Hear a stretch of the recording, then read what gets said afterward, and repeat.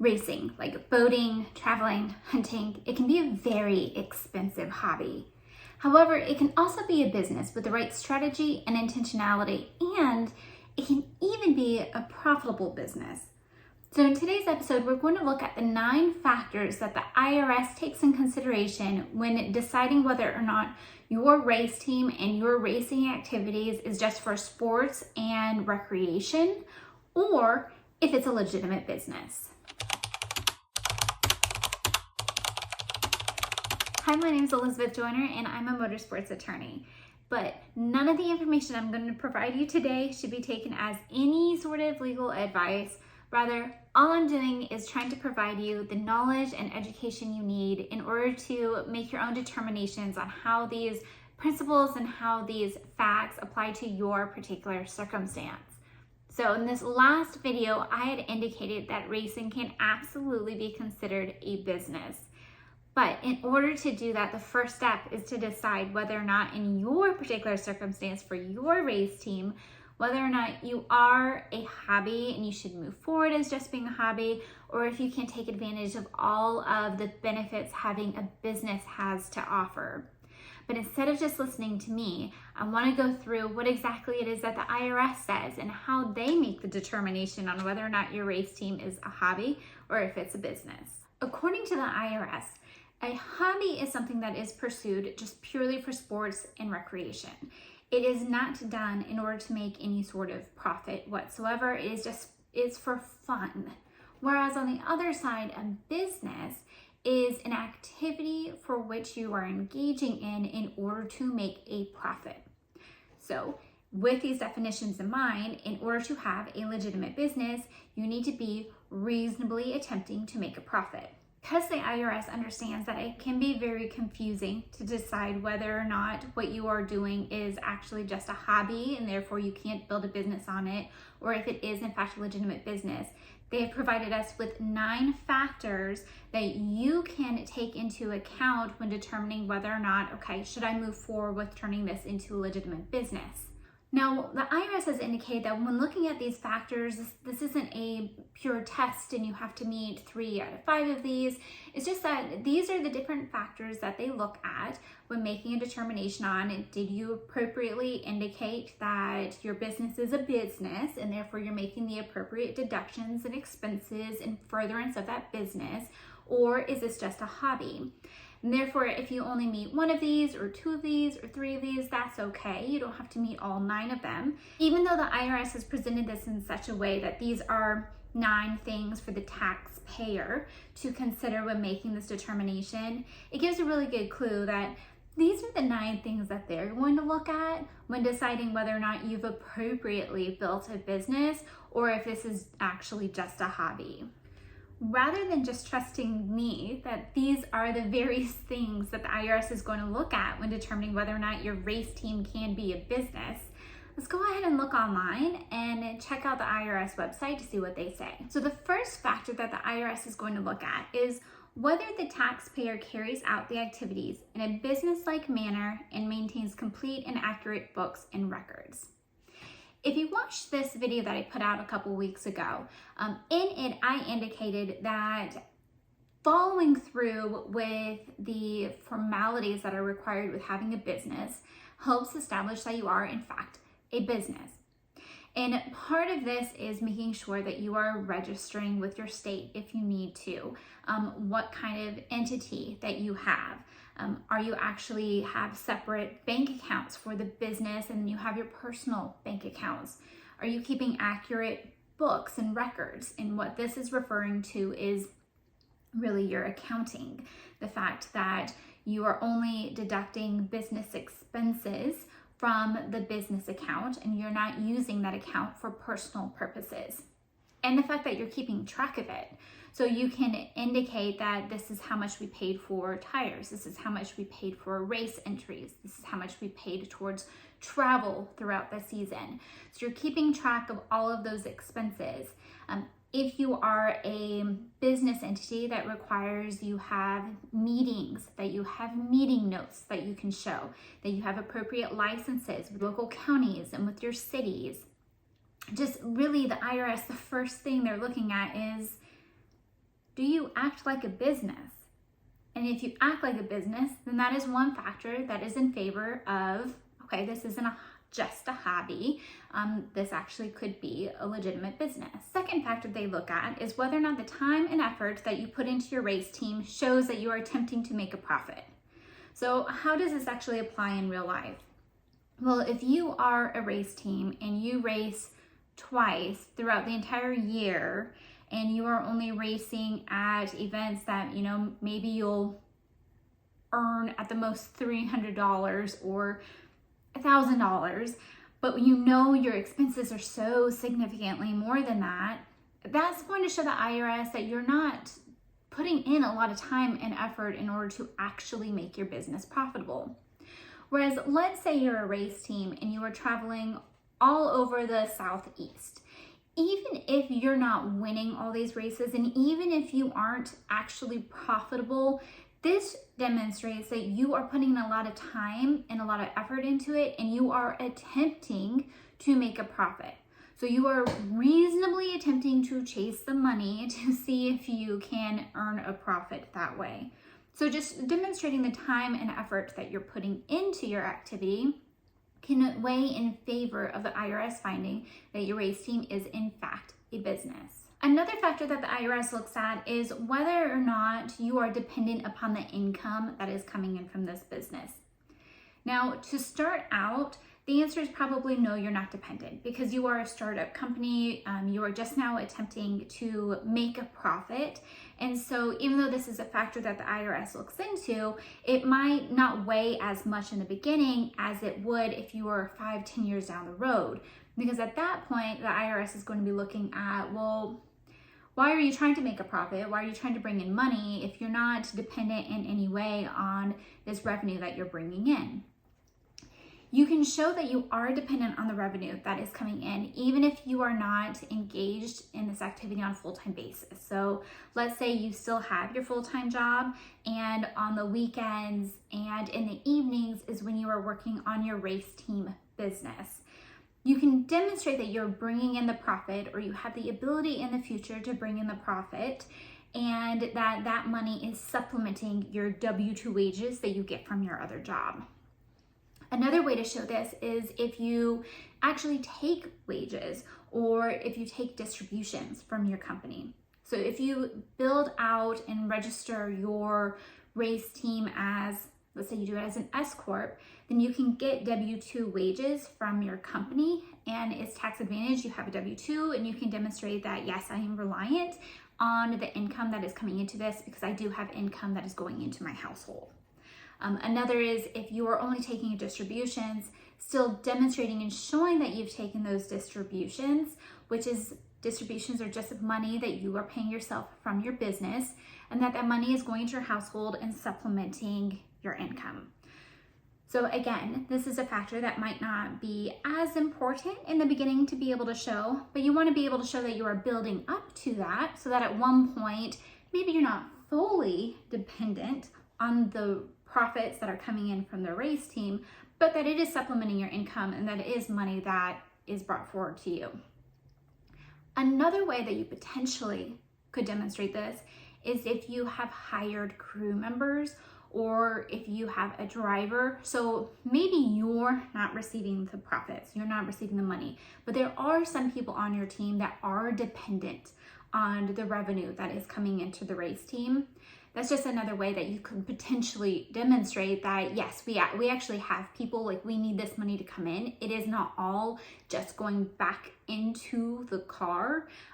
It is actually going as well to make sure that we all can live. Another factor is whether any losses are due to circumstances beyond the taxpayer's control or are normal for the startup phase of their type of business. So this is where I demonstrated that if you're in the startup phase, there's probably going to be losses because you're going to have to make some pretty big purchases or, get your shop up and running, but there might be losses as you're trying to figure out, like, what's the best strategy to go from just spending money and hemorrhaging expenses into this race team to, okay, how can we pivot and be more strategic so that it can build a profit? So that's the second half of that is, okay, in the beginning, are these just normal startup costs? And therefore the company is going to lose money because everyone does, that's just normal and part of this industry in order to do that. The other part is the loss, is it out of the control for you as the race team owner? So let's go all the way back to 2020. You start a brand new business, you have this race team, it is March, you are either already started and within your season or you're about to start your season and all the races get canceled. Unless you really find a way to pivot and, okay, you're not going to make money from racing anymore. Maybe you're going to do iRacing or something of that nature. The fact that you are going to show a loss because all the races got canceled due to COVID, that shows that this loss was caused by something that was outside of your control. You just didn't have any way to prevent it. Or let's say it's in the middle of the year and your engine blows and you don't have the money and you can't get the sponsorship money in order to purchase a new one right now. That's another situation in which if you do purchase one, then you're probably going to be showing a loss because that's an expense that you weren't anticipating. Or two, maybe you have to now save up money in another way and you're not able to get it, which means you miss other races and other opportunities to bring in revenue, and therefore you show a loss. So if there are losses and if you are not profitable, the IRS is going to question, okay, why? Is it because you don't want to be and you're not trying to be? Or is it because of a normal startup cost or because of circumstances outside of your control? Which leads into one of the other factors they look at is whether or not you change your methods of operation in order to improve your profitability. So what I stated back there with COVID, okay, you are relying on the fact that you can race in order to be profitable, or let's say you're selling merchandise and you need to be able to sell merchandise at the tracks, but all the races are closed. All right, did you do anything? Did you sit down and make any decisions on how to pivot where, all right, I'm not going to be able to make money this way anymore, so maybe we can start selling merchandise online and really pushing that, or maybe we can go into iRacing, or what can we do in order to change our operations so that we can improve on the profitability? Or you have 1 year and you've lost a ton of money. The strategy is going to be, all right, we know that it cost way more for us to race this year than we thought it was. So instead of doing the same thing we did last year, which clearly didn't work, can we increase the number of sponsors? What is going to be our strategy with increasing the number of sponsorship revenue that we can bring in? Is there a way for us to offset our expenses that way? Should we travel less this year? Maybe not do a national tour and instead we're going to do a regional tour, like, I don't know, HTF Super Dirt Series. That is something that might cost less and be less expensive than doing a national tour and having to travel all over the country. It just depends on whatever your plans are, but the thing the IRS is going to look at is, did you have a plan? And the big thing here is, it might not be a good plan, but did you attempt to have a plan? Did you think about this at any time that, hey, that wasn't working, maybe we need to hire help? Maybe we need to bring in a bookkeeper, or we need someone that's going to manage the business operational side of things because what we did didn't work last year. So the key here is just that you have that plan and that you thought about it, you recognize you didn't make a profit or you make very little, and so you're pivoting your operations so that your race team can be profitable, or at least try to be profitable the next year. The sixth factor that the IRS looks at is whether or not the taxpayer and their advisors have the knowledge needed to carry out the activity to be a successful business. All right, what does this mean? This does not mean you have to have a college degree. Does not mean you even need to have a GED or a high school diploma. What this just means is that you are aware enough of this activity that you can be successful. So I'm not going to go out and try to start a software engineering company because I don't know anything about that. I'm not going to be successful. I don't have the knowledge or the background to do that. But what if I decided that even though I'm going to go into partnership, or I'm going to really consult with and work with this other individual that knows everything there is with software engineering, and therefore we're going to go to business together. Or I can show the IRS that, hey, even though I'm learning how to do this, I don't have a background, I do have advisors that do. How does that translate to what you're doing as a race team? If you are someone that wants to have a race team, but you have never raced before, you don't know anything about it, you don't know where to go, you don't know, you've never been behind the wheel, you just have no knowledge whatsoever, the IRS is going to see that as being a little suspect. But now what if you brought on a crew chief? What if you brought on a driver? What if you brought on other people? They don't have to be your business partners, but they can be advisors. They're people that are working with you to help you build up that skill. Then you can be successful running a race team even if you don't have the background in it. Seventh is whether or not the taxpayer, or you as the race team owner, whether or not you've been successful in the past, whether it was with this business or with another business. So what this is really looking at is you might not be successful at a particular moment. Your business might not be profitable to begin with, but maybe out west you did have a race team. Maybe they weren't late models, maybe they were something else, and you were successful with it then. That maybe now when you're not successful, it's not being profitable, you're just dealing with the normal startup costs. But you do have a history of showing that yes, you know how to have businesses. It indicates here whether the taxpayer was successful in making a profit in similar activities in the past.